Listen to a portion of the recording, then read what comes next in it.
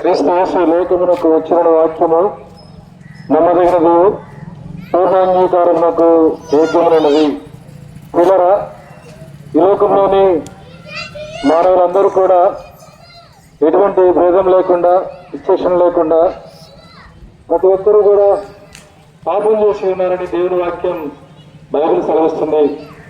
నేను పాపము చేయలేదు అని ఏ మనుషుడు చెప్పాడుగా తను తానే మోసపుచ్చుకుంటున్నాడని, దేవుణ్ణి అబద్ధికునిగా చేయుచున్నాడని దేవుని వాక్యం సెలవిస్తుంది.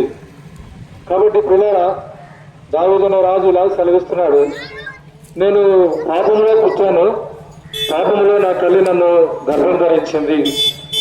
కాబట్టి మనము ఏ కుటుంబానికి చెందినవారమైనా, ఏ దేశానికి చెందినవారమైనా, ఏ మతానికి కులానికి చెందినవారమైనప్పటికీ కూడా తల్లి గర్భం నుంచి వచ్చిన ప్రతి మనుషుడు కూడా పాపం చేసినాడని దేవుని వాక్యం సెలవిస్తుంది. పిల్లరా, మనిషిని హృదయం గురించి బైబిల్ ఏం చేస్తుందంటే, హృదయం అన్నిటికంటే మోసకరమైనది, అది ఘోరమైన వ్యాధి గలది. ప్రతి మనిషి యొక్క హృదయము, ఆ హృదయం నుంచి బయలుదేరేవి అన్ని కూడా మనుషుల్ని అపవిత్రపరిచేవిగా ఉంచినవి. కాబట్టి పిల్లల దేవుని యొక్క ఆజ్ఞను అతిక్రమించిన ప్రతి వాడు కూడా పాపం చేస్తున్నాడని దేవుని వాక్యం సెలవుస్తుంది. కాబట్టి ఈ పాపం వల్ల కలిగే అపాయం ఏంటి, ఈ పాపం వల్ల కలిగే నష్టం ఏంటి అని చూస్తే బైబిల్ సెలవిస్తుంది, పాపం వల్ల జీవితము మరణమని. ఏమిటి మరణం అంటే, ఇది పాతాళమని, నరకమని, అగ్నిగుండమని దేవుని వాక్యం సెలవిస్తుంది. కాబట్టి పాపాత్ములైన వారి కొరకు పాతాళము కాచుకొని ఉన్నది, పాపాత్ములైన వారి కొరకు నరకం వేచి ఉన్నది. దీని నుంచి తప్పించేవాడు, రక్షించేవాడు యేసుక్రీస్తు ప్రభు. యేసుక్రీస్తు ప్రభు పాపుల కొరకు, పాపుల రక్షణార్థము ఈ లోకంలో మానవుడిగా వచ్చినాడు. కన్యక మరియమ్మ గర్భాన జన్మించిన వాడిగా వచ్చినాడు. 33 సంవత్సరాల లోకంలో మనలో జీవిస్తూ వచ్చినాడు. ఏదో అద్భుతమైన కార్యాలు చేస్తూ వచ్చినాడు. నీళ్లను ద్రాక్షరసంగా మారుస్తూ వచ్చినాడు. కుష్ఠరోగులను, పక్షవాయువులను వారిని స్వస్థపరుస్తూ వచ్చినాడు. దయ్యం పట్టిన వారిని స్వస్థపరుస్తూ వచ్చినారు. చనిపోయిన వారిని సైతం బ్రతికించిన యేసు ప్రభు అందరి కొరకు సిలువ మ్రాను మీద ఆయన మరణించవలసి వచ్చింది. కాబట్టి పిల్లరా, ఎందుకు మరణించవలసి వచ్చిందంటే, మన అతిక్రమ క్రియలను బట్టి ఆయన గాయపరచబడను, మన దోషములను బట్టి నలగొట్టబడను. రక్తం చిందించకుండా పాప క్షమాపణ కలగదని గ్రంథాలు సామాన్యంగా చెప్పుచున్నాయి. కాబట్టి ఎవరి రక్తం చిందించాలంటే పరిశుద్ధమైన రక్తం చిందించాలి. కాబట్టి కన్యక మరియమ్మ గర్భాన జన్మించిన యేసు ప్రభు యొక్క రక్తము పరిశుద్ధమైనది. ఈ రక్తమునకు శక్తి ఉన్నది. అదేమిటంటే, ప్రతి పాపమును కడిగే శక్తి యేసు ప్రభు రక్తముకున్నది. కాబట్టి యేసు ప్రభు రక్తంలో ఎవరి పాపాలు కడుక్కుంటారో వారు పవిత్రపరచబడుతున్నారు. ఎవరి పాపాలు యేసు ప్రభు రక్తంలో కడుక్కుంటున్నారో వారు నీతిమంతులుగా తీర్చబడుతున్నారు. ఎవరి పాపాలు క్షమించబడినో వారి పేరు జీవ గ్రంథంలో రాయబడుతుంది. కాబట్టి జీవ గ్రంథంలో ఎవరి పేరుకు రాయబడుతుందో వారు నరకం నుంచి తప్పించబడుతున్నారు. కాబట్టి మానవుల కొరకు ఒక అపాయం ఉన్నది, మానవుల కొరకు పాతాళం నరకం వేచి ఉన్నది. కాబట్టి మానవుడు ఈ లోకంలో జీవించుండగానే పాపక్షమాపణ పొందాలి. మానవుడు ఈ లోకాన్ని విడకముందే, మరణించకపోవడమే తన సృష్టికర్తని దేవుని ఎరగాలి. యేసుప్రభువా, నేను పాపలను ఒప్పుకొని చూడాలి.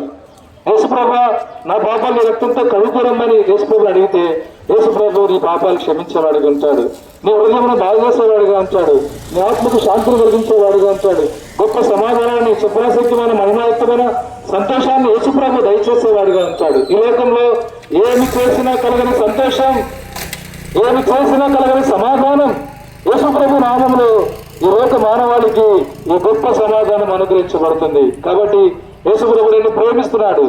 నువ్వు ఆయన్ని ప్రేమించకపోయినా నిన్ను ప్రేమిస్తున్నాడు. నువ్వు ద్వేషించినా కూడా ఆయన యేసుప్రభు నిన్ను ప్రేమిస్తున్నాడు. నీ కొరకు తన ప్రాణాన్ని పెట్టాడు.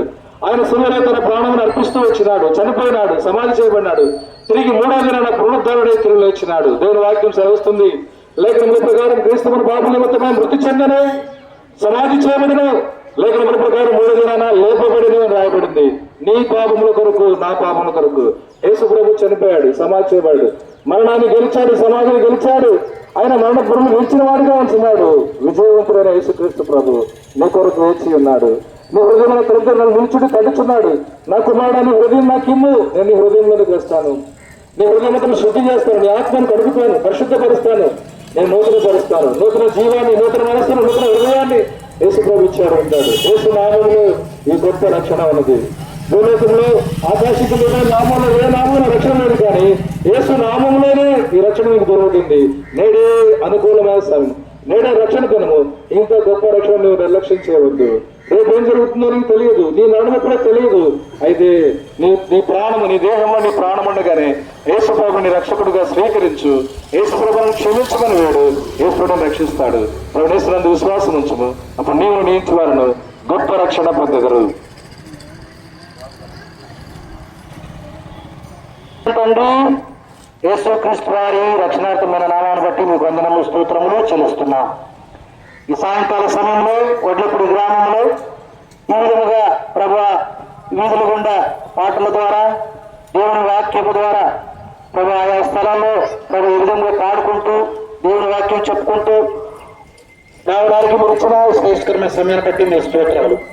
ఈ స్థలంలో మీ ఆశను నిలబెట్టుకొని మీ మాటలు బయలుపరుస్తూ వచ్చిన మీ ప్రేమతను బట్టి మీ స్తోత్రాలు.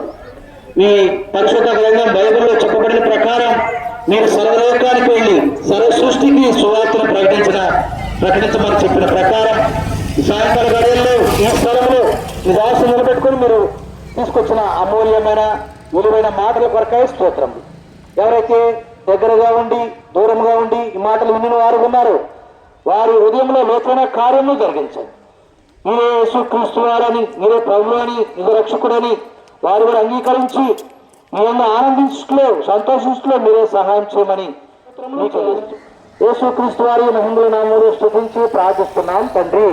పాపుల రక్షకుడు ప్రభువైన యేసుక్రీస్తుకు, పాపిని ప్రేమించి భూకరించిన ప్రభువైన యేసుక్రీస్తుకు, పాపి నిమిత్తము తన ప్రారంభించిన ప్రభువైన యేసుక్రీస్తుకు, సమాధిని జయించి తిరిగి లేచిన ప్రభువైన యేసుక్రీస్తుకు, తన నమ్మిన వారికి గొప్ప రక్షణ ఇచ్చే ప్రభువైన యేసుక్రీస్తుకు, గొప్ప శాంతినిచ్చే యేసుక్రీస్తు ప్రభువుకు, నిత్య జీవం ఇచ్చే యేసుక్రీస్తు ప్రభువుకు చెప్పండి మన ప్రభువైన యేసుక్రీస్తుకు హల్లెలూయా.